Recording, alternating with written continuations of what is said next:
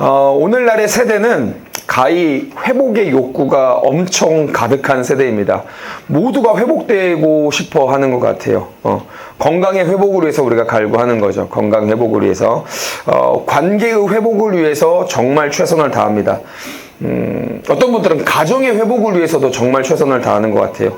행복의 어떤 회복, 내가 생각하고 있는 행복을 쫓아서 원하면서 살아가는 세대가 오늘날의 세대인 것 같습니다. 그런데 이 회복이라는 게 우리가 지난주에도 얘기했다시피 간절하게 우리가 바라고 원한다고 일어나는 게 아니라는 거죠. 오히려 우리가 회복을 위해서 살아가는 분들이 나오는 현상이 하나가 있죠. 회복을 갈망하면서 본인이 할 수 있는 것들을 최선을 다해서 회복하려고 노력하셨던 분들에게 나타나는 하나의 현상이 뭐냐면 무기력함입니다. 변하지 않는 삶인 거예요. 자기는 노력을 하는데 회복하게 하려고 회복되어지려고 정말 열심히 노력을 하는 거예요. 그런데 삶이 변하지 않는 거예요. 그러니까 이 회의감이 우리를 장악하기 시작하는 거죠. 무기력함이 우리를 장악하기 시작합니다.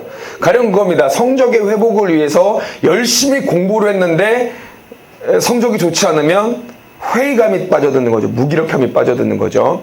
사역도 마찬가지죠. 한 대상의 회복을 위해서 우리가 최선을 다해서 섬기고 열심히 노력했는데 이 대상이 변하지 않으면 누가 회의감에 빠져듭니까? 이 사람이 회의감에 빠져드는 게 아니라 섬겼던 우리가 회의감에 빠져드는 거죠. 왜냐면 변하지 않는 거예요.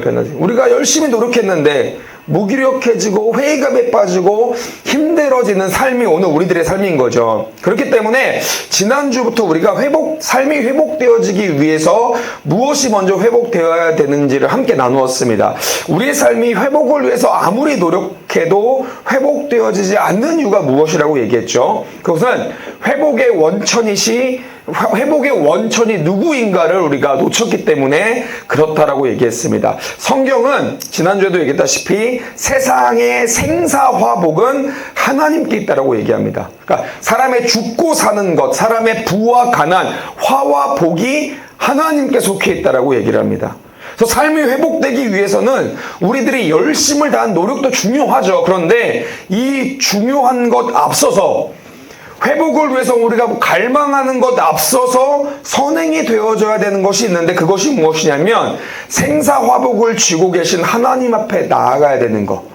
다른 말로 그 무엇보다도 우리들의 신앙의 회복이 우선시 되어야 된다라고 우리가 함께 고백을 했습니다. 왜 그렇죠? 여러분, 우리들의 살아가는 삶은요, 크게 두 가지의 존재 앞에서 살아갑니다. 이것은 모두가 그래요, 모두가. 예수님을 믿든 믿지 않든 우리는 크게 두 가지의 존재 앞에 살아갑니다. 보여지는 것과 보여지지 않는 것. 이 두 가지의 존재를 놓고 우리가 살아가는 거예요. 근데 우리들의 삶이 어떻습니까? 자꾸 보여지고 만져지는 이 물질적인 것들이 굉장히 중요성을 놓습니다. 왜요? 우리가 어쩔 수 없이 보여지는 것이 우리들에게 안정감을 주기 때문이죠. 안전함을 우리가 어디서 느끼냐면 보여지지 않는 것에서 안전감이 느껴지는 것이 아니라 보여지는 것에서 우리가 안정감을 느껴지기 때문에 그래요. 돈의 액수가 보여지면 우리는 안전함을 느낍니다. 그렇죠. 도와줄 인간관계가 우리 가운데 보여지면 우리가 안전하게 느껴지는 거예요. 또 어떤 성공이라는 것도 성공이 추구하는 의미가 다 다르겠지만 우리가 성공을 왜 추구하느냐를 보면은 내 자아의 만족감도 있지만 사실은 안전함 때문인 거죠. 안전함.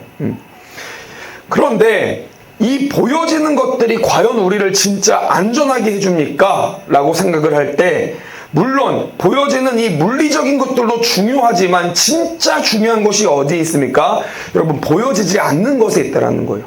왜 그러냐면 우리가 보여지는 이 모든 것, 보여져서 물리적으로 결정하는 모든 것은요, 여러분들 사실 보여지지 않는 영역에서 결정이 되어집니다.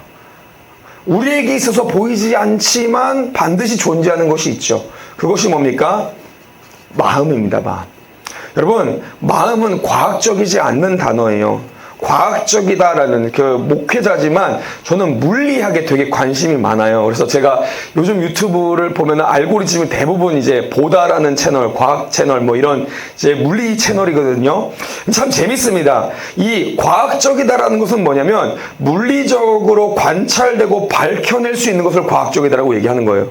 근데 이 마음은요, 여러분들, 뇌과학적으로 뭐 호르몬과 DNA와 세포들의 이동 이런 건 관찰되어져도요, 한 존재의 마음은 관찰되어지지 못해요. 그래서 마음이란 단어는요, 과학자들이 과학적이지 않은 단어다라고 얘기를 합니다.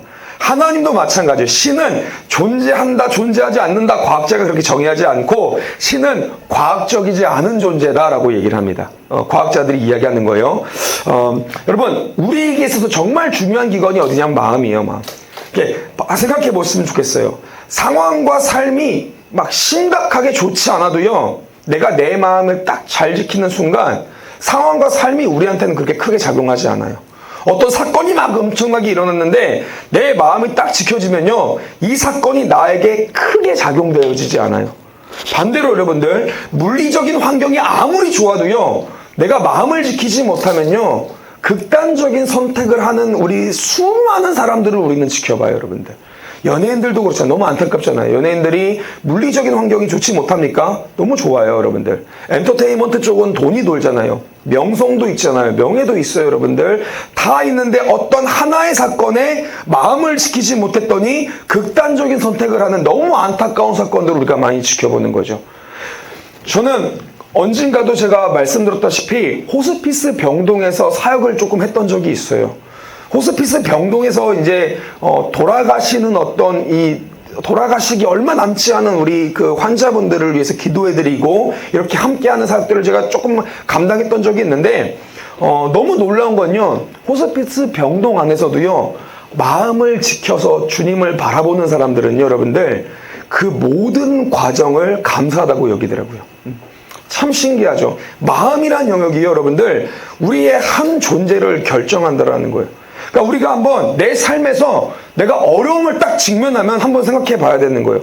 내가 돈이 없어서 힘든 건가? 아니면 이로 인해서 내 마음이 무너져서 힘든 건가? 내가 어떤 충돌과 사건을 딱 경험하면 내가 이 사건이 진짜 나를 힘들게 하는 건가?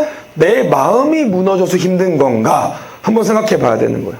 그래서 여러분들, 가장 먼저 회복되어져야 될 영역이요, 어디냐면 우리들의 물질, 건강, 관계 이런 보여지는 영역에 대한 회복이 아니라 사실상 회복은 보여지지 않는 마음이 먼저 회복되어야 됩니다.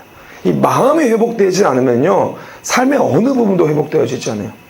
그러기 위해서 우리들의 마음과 생각을 지키기 위해서 우리가 어디로 나아가야 되냐면 하나님 앞에 나아가야 된다는 거예요. 그런데 우리가 나아가는 그분도 마찬가지로 보이지 않는 분이라는 거예요. 그러니까 우리가 물리적으로는 볼 수 없으나 세상의 모든 것은 그분으로부터 시작됐고 하나님으로부터 이루어진 것을 우리는 보지는 못하나 믿음으로 반응을 하는 거죠. 그래서 그리스도인들이 살아가는 삶의 방식이 어떠한 방식입니까? 고린도서 4장 18절에 이렇게 얘기하죠. 우리가 주목하는 것은 보이는 것이 아니요 보이지 않는 것이니 보이는 것은 잠깐이요 보이지 않는 것은 영원함이라. 그러니까 우리는 보여지는 물질적인 것에 대한 중요성을 알고 있는 사람이지만 그것을 주목하는 사람은 아니라는 거예요. 주목이 뭡니까? 삶의 시선이 집중되고 막 삶의 모든 중요성을 두는 것을 주목이라고 얘기하죠. 그러니까 그리스도인이 주목하는 것은 중요해. 물질적인 것도 중요하지만 그리스도인이 주목하는 것은 물질적인 것이 아니라 보이지 않는 영원한 것이라고 성경은 이야기한다는 거죠. 그렇기 때문에 우리들의 삶이 진짜 회복되어지기 위해서는요, 우리는 주님 앞에 하나님 앞에 나아가야 됩니다. 내 삶의 회복도 하나님께 있지만 내가 너무 사랑하는 이들이 삶이 회복되어지기를 우리가 원한다면 이를 하나님께로 데려가야 해요. 왜냐하면 회복의 주체는요, 하나님이시기 때문에 그렇다는 거죠. 호세아 6장 1절에서 3절 말씀에서도 이와 동일하게 얘기합니다. 우리 함께 읽어볼까요? 다 같이 한번 읽습니다. 시작. 오라 우리가 여호와께로 돌아가자. 여호와께서 우리를 찢으셨으나 도로 낫게 하실 것이요 우리를 치셨으나 싸매어 주실 것임이라. 여호와께서 이틀 후에 우리를 살리시며 셋째 날에 우리를 일으키시리니 우리가 그의 앞에서 살리라. 그러므로 우리가 여호와를 알자. 힘써 여호와를 알자. 그의 나타나심은 새벽빛같이 어김없나니 비와 같이 땅을 적시는 늦은 비와 같이 우리에게 임하시리라 하니라. 아멘. 우리의 회복의 원천이 누구시냐면 하나님이시라는 거예요. 여러분, 목적이 잘못 설정되면 아무리 최선을 다하고 노력을 해도요, 우리가 잘못된 목적으로 빠르게 갈 뿐이지 올바르게 가지 않는다라는 거죠. 내비게이션 목적을 잘못 쳤는데 우리가 아무리 법규로 교통법규 다 무시하고 속도를 아무리 빨리 내도요, 도착해보면 목적지가 다른 거죠. 그러니까 목적을 잘 선택해야 됩니다. 이 진짜 목적이 어디 있습니까? 여호와께 있다라는 거예요. 삶이 회복되어지려면 여호와께로 잡으셔야 된다는 거죠. 오늘 우리가 읽은 본문 말씀도 마찬가지입니다. 기억나시는지 모르겠지만 지난주부터 우리가 이제 계속 삶이 회복되어지는 과정에 대해서 함께 나누고 있습니다. 바알신을 섬기는 것이 거의 국교처럼 되어버린 북이스라엘에서 지금 엘리야 선지자가 하나님의 말씀을 대언합니다. 그러면서 바알 선지자들과 갈멜산에서 전투를 하기 시작합니다. 악한 왕 아합 왕과 이세벨, 그리고 바알 선지자들 450명, 아세라 선지자 400명과 모든 이스라엘 백성들을 다 갈멜산으로 불러 모아서 엘리야가 지금 목숨을 건 엄청난 영적인 대결을 치르고 있는 거죠. 각각 송아지 2마리를 잡아서 각을 떠가지고 나무 위에 놓고 한측은 바알신, 너네들은 바알신한테 열심히 제사를 드려라. 그리고 엘리야는 혼자 쓸쓸하게 하나님께 예배를 드립니다. 불로 응답하는 쪽이 진짜 신이다라는 대결인 거죠. 그런데 이 대결 중에 엘리야가 가장 먼저 했던 행동이 뭐라고 얘기했습니까? 지난주에 무너진 여호와의 제단을 수축했던 것이라고 함께 나누었습니다. 이전에 제사를 드렸던 흔적만 있던 다 무너지고 폐허 같은 제단들을 엘리야가 가장 먼저 하나하나 보수해 나갔다라는 거예요. 그래서 우리가 삶이 회복되어지려면 가장 먼저 우리가 신앙이 회복되어야 되는데, 신앙이 회복되려면 더 먼저 회복되어야 되는 것이 무엇이라고 얘기했습니까? 여호와의 제단을 수축하는 거, 그러니까 무너진 예배가 회복되어야 된다라고 얘기했습니다. 무너진 예배, 그러니까 이전에는 예배 가운데 하나님의 임재하심을 느끼고 삶에서 곳곳에 예배의 제단을 쌓았고 주님 앞에 나아가는 것이 기뻤고 함께하는 것이 행복했던 모든 것들이 어느 순간 사라지고 피폐해지고 다 무너지고 황폐해져서 내 삶을 돌이켜왔더니 습관적으로 주일날 와서 예배만 했던 이 무너졌던 것들에 대한 예배를 하나하나 수축하고 하나하나 회복해 나가는 것, 이것이 우리가 회복의 첫 걸음이라고 얘기했습니다. 우리가 삶이 참 여러 방면에서 회복되어야 될 것들이 많잖아요. 무너진 영역들이 많습니다. 그런데 그 중에서 가장 시급히 다시 쌓아야 되는 것이 무엇이냐면 예배의 제단이라고 함께 나눴죠. 다시 삶에서 무너진 예배를 회복하는 것, 이것이 아주 시급한 일이다라고 함께 나눴습니다. 오늘은 두 번째입니다. 삶이 회복되어지기 위해서 우리가 다시금 회복해야 되는 것의 두 번째 시간입니다. 우리들의 삶이 진짜 회복되어지려면요, 우리들의 마음과 생각을 주님께서 지켜주시고 어떠한 상황에서도 우리가 강건한 신앙생활을 하기 위해서는 우리들의 삶에서 반드시 회복되어야 되는 두 번째가 있는데, 그것이 무엇이냐면요, 믿음의 회복입니다. 믿음의 회복. 오늘 본문 말씀 32절에서 35절 말씀을 함께 읽어보도록 하겠습니다. 다 같이 한번 읽어보겠습니다. 32절에서 35절 읽습니다. 시작. 그가 여호와의 이름을 의지하여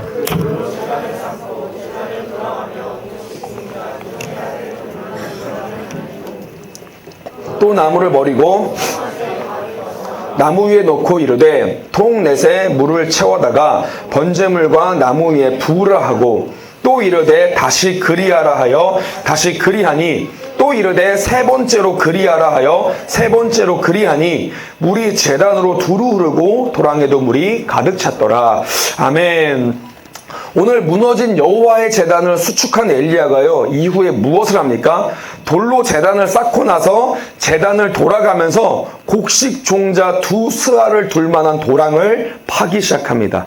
그러니까 스아가 뭐냐면요, 고대 이스라엘에서 사용하던 부피의 단위입니다. 그러니까 곡식을 측정하는 데 사용했던 단위인데 1스아가 오늘날로 치면은 약 7리터에서 9리터 정도가 됩니다. 그러니까 오늘 본문은 2수아라고 했으니까 최소 14리터에서 18m라고 생각하시면 됩니다. 최대 18m. 그러니까 제법 적지 않은 도랑을 만든 거죠. 제단 근처에 한 18리터 정도의 도랑을 만들고요. 엘리야가 그 다음부터 이상한 행동을 시작합니다. 제단 위에 나무를 버려놓고요. 그 위에 송아지의 각 부분을 떠서 올려놓습니다. 그리고 4개의 통에 물을 채워가지고요. 갑자기 번제물과 나무 위에 물을 부으라고 시키는 거예요. 그것도 한 번도 아니고요. 4개의 통에 물을 채워서 3번을 그렇게 합니다. 그러니까 총 12통을 붓는 거죠. 그러니까 물이 부으면 물이 마릅니까? 흘러넘칩니까? 흘러넘치겠죠. 흘러넘쳐서 제단 주위로 흐르고 또랑에도 막 물이 가득하고 막 갑자기 그런 상황들이 지금 발생이 되어지는 거예요. 이 부분을 그냥 아무런 생각 없이 보면은 그런가 보다 할 수 있겠지만 조금만 생각해 보면 이게 굉장히 이상한 행동이라는 것을 우리가 발견할 수 있습니다. 왜 그래요, 여러분들? 지금 대결의 핵심이 뭐죠? 다시 한번 말하지만 송아지 2마리를 잡아서 각을 떠가지고 나무 위에 올려놓고요. 한 측은 바알 신에게 열심히 제사를 하고요. 한 측은 하나님께 예배를 해가지고 불로써 응답하는 쪽이 진짜 신이다라는 거죠. 그러니까 쉽게 말하면 지금 싸움이 그 승리가 어떻게 일어납니까? 불이 붙어야 일어나는 거예요. 불이 붙어야. 그죠? 근데 엘리야가 지금 불이 붙어야 되는 제단에 물을 4통을 그냥 3번 부어버린 거예요. 막 18리터 정도 되는 주위에 또랑이 막 가득 막 흐를 정도로 여러분 생각해 보았으면 좋겠습니다. 모든 이스라엘 백성들이 보는 그 앞에서 바알 선지자, 아세라 선지자들 아합과 이세벨이 지금 보는 앞에서요, 아무렇지 않듯이 지금 물을 붓고 있는 엘리야를 여러분들 그냥 놔뒀겠습니까? 아니요, 여러분. 엄청난 조롱을 했을 거예요. 비난을 했을 거예요. 왜냐하면 이걸 제가 성경적으로 제가 알 수 있는 부분이 뭐냐면요, 일전에 바알 선지자들이 먼저 제사를 했거든요. 바알 선지자들이 먼저 제사를 할 때 엘리야가 먼저 조롱을 했어요. 그러니까 엘리야가 먼저 시비를 걸었다고요. 바알 선지자들이 막 제사를 지냈는데 불이 안 붙으니까 엘리야가 뭐라고 얘기하냐면 속된 말로, 야, 좀 더 열심히 해봐봐. 너네 신 자는답다, 야. 좀 깨워봐라. 막 이렇게 조롱을 했었어요. 이렇게. 그러니까 조롱을 하니까 어떻게 하면 바알 선지자들이 열받아가지고 막 갑자기 칼로 자기 배를 가르고 자기 몸을 막 이게 인신공양하면서 자기 몸을 제사 제물로 드립니다. 근데 불이 일어나지 않으니까는 막 엘리야가 놀리는 거야. 야, 조금 더 열심히 해봐봐. 야, 너네 신 잔다. 야, 깨워봐라. 막 이게 놀렸던 거죠. 자, 이거 끝나고 나서 지금 엘리야가 제사를 지내는 거예요. 근데 제사를 지내는데 갑자기 제단 위에 물을 계속 붓기 시작하는 거예요. 여러분, 어떠한 조롱이 있었을까요, 여러분들? 그죠? 바알 측에서 더군다나 엘리야는 한 사람이지만 바알 측은 아세라 선지자 400명, 바알 선지자 450명, 우리가 추측하기로만 한 850명. 그 당시에 북이스라엘의 약간 국교처럼 됐던 것이 바알 숭배 사상. 아합 왕과 이세벨 다 이쪽인 거예요. 얼마나 많은 비난과 조롱이 있겠습니까? 그런데 엘리야는요, 꿋꿋하게 제단에 물을 붓습니다. 왜 이렇게 할 수 있었습니까? 엘리야는 하나님을 믿었기 때문에 그래요. 하나님이 어떠하신 분인지, 하나님이 얼마나 큰 분이고 능력의 하나님이신지를 엘리야가 굳게 믿었기 때문에 그래요. 여러분, 엘리야는요, 지금 모든 이스라엘 백성들 앞에서 자신이 믿는 이 믿음을 행위로 보여주고 있습니다. 하나님이 어떤 분인지, 주님이 과연 어떤 일들을 하시는 분인지 물을 붓고 있다는 거예요. 여러분, 오늘로 돌아봅니다. 예수님을 믿으며 살아가고 하나님 앞에서 나아가는 삶은요, 어쩌면 이와 같은 삶일 수 있습니다. 세상이요, 우리를 되게 미련하게 볼 수가 있어요. 야, 하나님이 어디 있냐? 지금 우리가 물을 붓고 있는 삶인 거예요. 하나님이 어디 있냐? 야, 그냥 잘 먹고 잘 살면 되는 거지. 너 하나, 가족 하나 잘 이렇게 살면 되는 거지. 하나님이 어디 있어? 네가 네 삶 잘 행복하게 살면 되는 거지. 하나님이 어딨냐? 이런 메시지들이 팽배합니다. 이게 다수죠. 우리는 소수인 거예요, 소수. 어쩌면 우리들의 삶이 그런 삶인 거예요. 그러나 이 삶에서 우리가 물을 붓는 행위를 멈추지 않을 수 있는 이유가 무엇인지 아십니까? 하나님을 믿을 때 가능한 거예요. 하나님을 믿을 때. 많은 절대 다수가 있을지언정 내가 정답을 알고 있으면 이 정답은요, 여러분, 흔들리지 않아요. 우리 중고등학생들이 많으니까 중고등학생들이 우리가 수학 문제를 풀 때 내가 다 모르는데 유일하게 아는 한 개가 나와요. 풀었는데 나는 정답을 알아. 이거 확실히 정답이야. 왜냐면 내가 풀었더니 이게 딱 나왔어요. 그런데 시험지를 끝나고 맞춰보는데 친구들이 다 오답을 얘기하는 거예요. 그럼 내가 흔들려요? 안 흔들려요? 흔들리는 거는 정답의 확신을 잘 몰라서 그래요. 흔들리지 않을 수 있는 이유는 뭐냐면 정답을 알면 그래요. 아무리 많은 사람들이 오답을 얘기해도요, 여러분, 다 틀리게 되는 거고 내가 정답인 거예요. 하나님을 향한 믿음도 이와 마찬가지입니다. 엘리야는요, 여러분들, 물을 붓고 있는 거예요. 물을 붓고 있는 거. 오늘 우리 그리스도인들 중에서도요, 물을 붓는 삶을 사시는 분들이 있습니다, 여러분들. 비난과 어떻게 보면은 힘든 척박한 상황에서 우리 교회 공동체에도 그런 분들이 있을 수 있어요. 가족들이 예수님을 안 믿어요. 그리고 교회로 오는 것에 이게 예수님을 믿는 삶이 어쩜 비난이 될 수 있어요. 왜 그렇게 사냐? 뭐 때문에 이렇게 하냐? 이렇게까지 안 해도 된다. 물을 붓는 삶을 사시는 분들이 있습니다. 그런데 여러분, 중요한 건 무엇인지 아세요?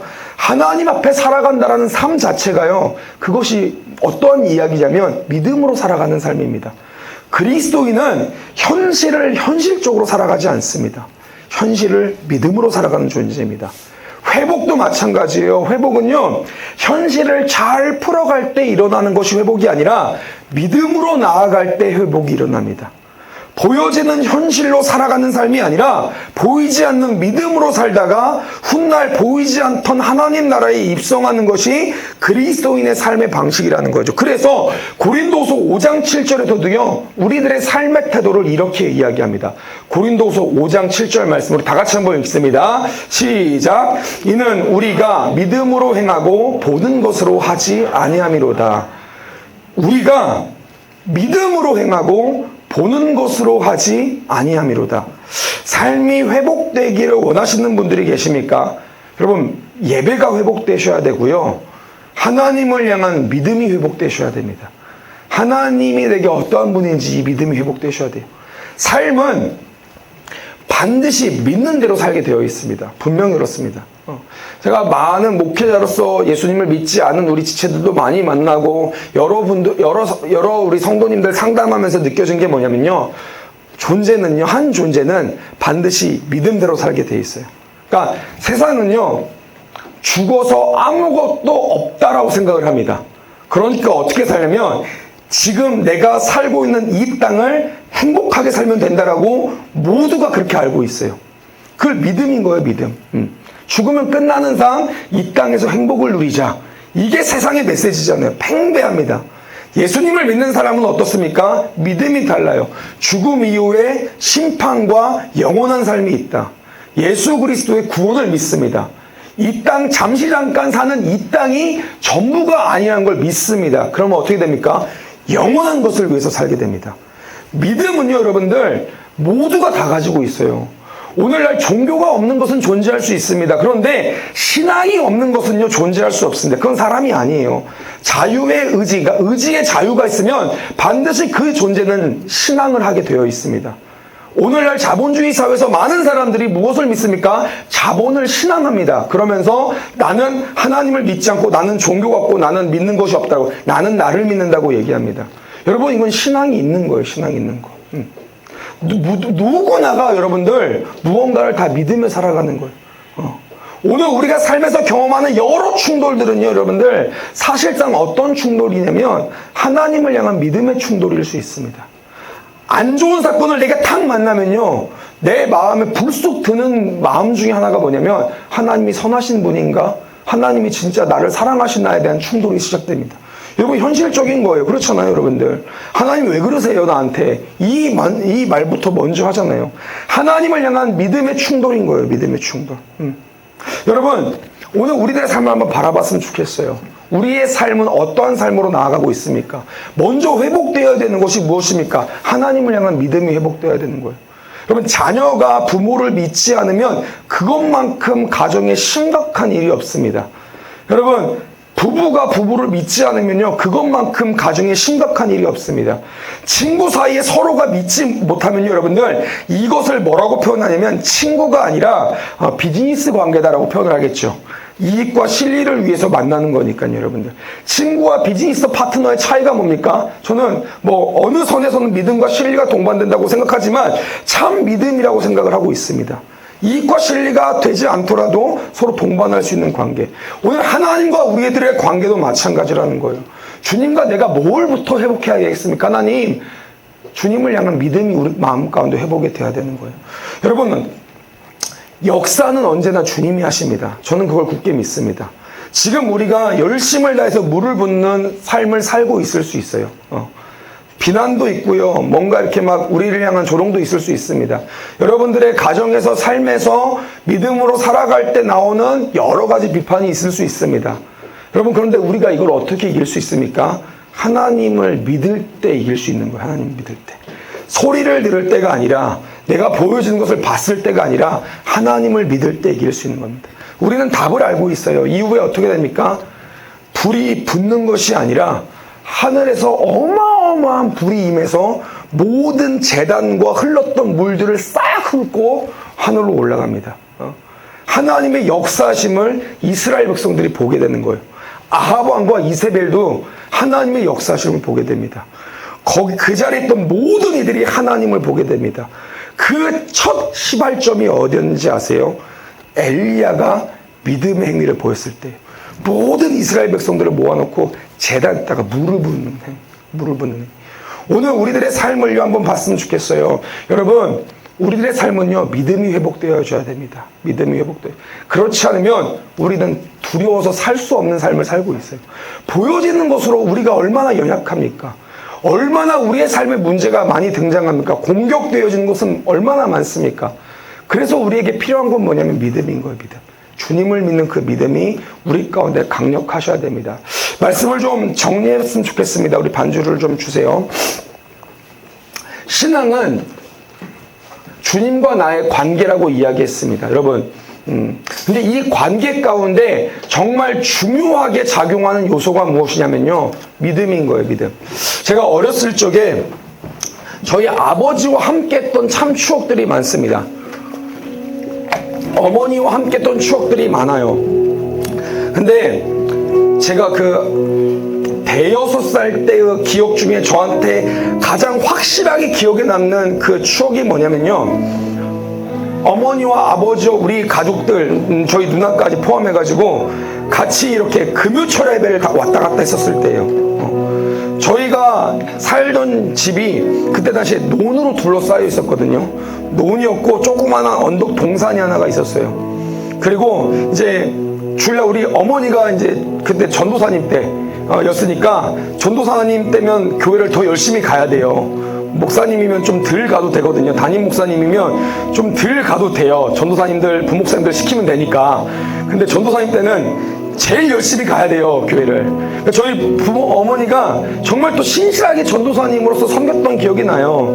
저희를 뭐 4살, 저희 누나 5살 때부터 저희를 그냥 집에 두고 막 사역만 정말 열심히 하시고, 아버지는 또 뭐 레미콘 회사 다니시면서 생업을 또 책임지시고, 그렇게 하면서 막 어린 나이부터 누나와 제가 둘이 있었는데, 그렇게 하다 보면 이제 어머니가 언제 다 들어오시냐면 예배 시간, 예배하기 전 한 2시간 정도에 이렇게 들어오세요. 들어오셔서 저희를 이렇게 다 준비시키시고 이제 같이 예배하러 가는 거예요. 근데 예배하러 가는 그 길이 저는 생생하게 기억이 나요.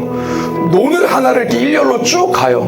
논을 하나 이렇게 쭉 건너면 논이 길이 좁잖아요. 그러면 이렇게 일렬로 갈 수밖에 없어요. 그러면 맨 앞에 우리 아버지, 그 다음에 우리 누나, 그 다음에 저, 뒤에 우리 어머니, 이렇게, 아니면 우리 어머니가 맨 앞에 가시든지. 그래서 어머니와 아버지가 항상 앞과 뒤를 책임지시고 누나와 제가 그 뒤를 이렇게 같이 갔던 기억이 나요. 쭉 이렇게 가다 보면은 논을 다 지나면 뭐가 나오냐면 조그마한 언덕배기가 하나가 나옵니다.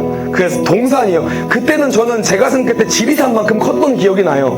근데 이후에 커서 봤더니 지금 그 산이 없어졌더라고요. 아주 조그마한 동산이었어요, 동산. 그 동산을 이렇게 쭉 걸으면요, 이제 뭐가 나오냐면 그 엄청나게 오래 살았던 나무가 크게 하나가 나옵니다.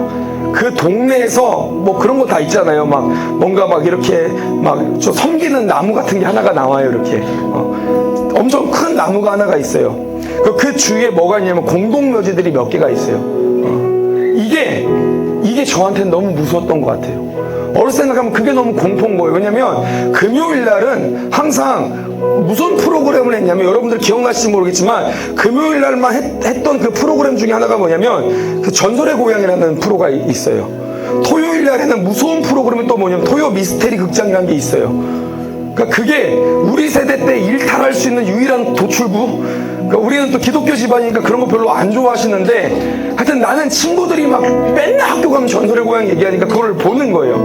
그걸 보고 이렇게 가면은 논은 괜찮아요. 논에서 귀신은 나오지 않더라고요, 많이.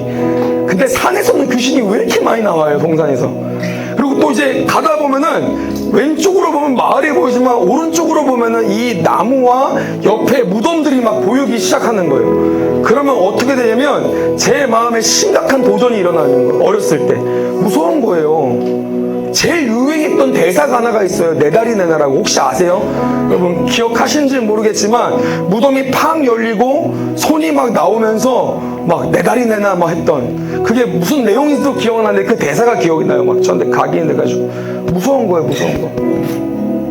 이걸 보면 무서워가지고 제가 막 벌벌 떨고 가는 거예요. 근데 저희 누나는 또 저보다 한 살 위잖아요. 제가 그 대사를 정확하게 기억합니다. 여기서 봐, 뒤에서 세 번째로 오는 사람은 귀신이 잡아간대. 제가 세 보는 거예요. 하나 우리 엄마, 둘 누나, 세 번째가 전 거예요. 어마어마한 공포감에 막 제가 사로잡히죠. 사로잡혀요. 제가 막 무서워하면은 저희 아버지가 어떻게 하면 저를 이렇게 안고 가셨어요. 저를 이렇게 딱 안은 거예요. 저는 그게 너무 제 마음에 깊게 자리를. 그러니까 이상하죠. 아버지가 저를 딱 안으면 어떻게 되냐면 그 무서웠던 모든 게 중단이 돼요. 필름이 딱 중단되듯이 아버지가 저를 안는다고 해서 무덤가가 사라지는 게 아니거든요. 아버지가 저를 안는다고 해서 무서운 나무가 없어지는 게 아니에요. 그렇잖아요? 근데 아버지가 저를 딱 안는 순간 무서웠던 모든 생각이 갑자기 딱 일시정지되고요. 객관적으로 보여지기 시작해요. 객관적으로. 좋은 것들이 느껴지기 시작해요. 갑자기 막 들리지 않았던 너무 예뻤던 귀뚜라미 소리들이 막 들리고요. 갑자기 하늘에서 막 너무 예쁘게 떠있던 별들이 보이고요. 막 은은하게 구름 사이에서 막 흘러나오는 달빛이 보이고요. 그게 무슨 차이였냐면 아버지를 내가 믿고 있냐 믿지 않느냐의 차이였던 것 같아요. 주님이 오늘 우리의 삶 가운데 동일하게 역사하시는 거예요, 여러분들. 우리가 주님을 굳게 믿는 순간 보이지 않는 것이 보여요. 저는 제가 예수님을 믿을 때 내가 예수님을 믿으면 무서운 무덤이 사라지는 줄 알았거든요. 예수님을 믿으면 무서웠던 나무가 잘라서 없어질 줄 알았는데 그게 아니라 무엇이 변하냐면 내가 하나님을 굳게 믿는 순간 아무리 바알의 제사장들이, 아세라의 제사장들이, 아무리 많은 이스라엘 백성들이 욕하더라도 내가 그곳에서 하나님을 굳게 믿는 순간 여러분들 보이지 않았던 것들이 보이는 거예요. 삶의 회복은 이렇게 진행이 되어지는 거예요, 여러분들. 저는 우리 사랑하는 복음을 전하는 교회 모든 지체들이 주님을 향한 믿음이 회복되어지길 소망합니다. 아멘. 여러분, 하나님은요 여러분들에게 여전히 지금도 신실하세요. 단 한 번도 하나님이 우리를 버린 적이 없습니다. 여러분들을 누구보다 지금도 사용하고 싶어 하시고요. 하나님은 여러분들과 누구보다도 함께하고 싶어 하시는 거예요. 우리가 그 주님을 믿어야 보이지 않던 것들이 보이는 거예요. 그 품에 있어야 우리들의 삶에 감사와 기쁨이 나오는 거예요. 이 시간 눈을 감고 한번 잠깐 결단하면서 나아가시겠습니다. 하나님, 우리들의 삶에 믿음이 회복되어지길 소망합니다. 삶에서 언제부턴가 내가 내 눈은 두려운 것들만 바라보고 내 귀는 무서운 것들만 듣고 내 삶의 마음은 엉뚱한 것들만 품고 생각은 계속되어지는 악한 공격들 가운데 우리가 너무나도 많이 힘들고 어려웠던 삶을 살아가고 있습니다. 주님을 향한 믿음이 회복되어지길 소망합니다. 묵묵히 물을 붓던 엘리야처럼 주님, 우리가 하나님을 굳게 믿음으로 세상이 미련하고 세상 세상이 욕하고 세상이 조롱하는 이 걸음, 주님 역사심을 믿음으로 나아갈 수 있도록 붙잡아 주시옵소서. 내 삶의 믿음이 회복되어질 수 있도록 인도하여 주시옵소서. 고백하시면서 함께 결단하시면서 나아가도록 하겠습니다. 기도하시면서 나아가도록 하겠습니다. 하나님 감사합니다. 주님 붙잡아 주시고 함께하여 주시옵소서. 믿음이 없이는 하나님을 기쁘시게 하지 못한다고 말씀하셨습니다. 주님, 우리들의 마음에 주님을 향한 믿음이 회복되어질 수 있도록 인도하여 주시옵소서. 주님을 믿고 신뢰하며 삶에서 기쁘고 감사한 것들을 보며 살아갔던 우리들의 모습에서 어느 순간부터 우리가 주님을 신뢰하지 못하며 내가 나를 신뢰하고 나를 믿고 내가 보는 것들, 듣는 것들에 마음을 두며 내가 그렇게 내 삶에 힘들고 지치고 내 삶의 두려움 가운데만 가득 찼던 우리의 삶을 고백합니다. 하나님, 이제 우리가 엘리야처럼 그 믿음을 회복하기를 소망합니다. 믿음을 회복하기를 소망합니다. 주님 댁에 어떠하신 분이신지 여전히 선하시고 여전히 일하시며 여전히 함께하시는 놀라운 하나님의 역사하심으로 우리가 그 믿음이 우리의 삶 가운데 회복되어질 수 있도록 붙잡아 주시면서 주님의 아버지, 우리들의 모든 삶 가운데 신실하게 일하심을 경험케 하시고 우리가 볼 수 있도록 인도하여 주시면서 주님, 주께서는 우리들에게 상 주시기를 원하며 함께 하시기를 원하십니다. 주님 역사하여 주시면서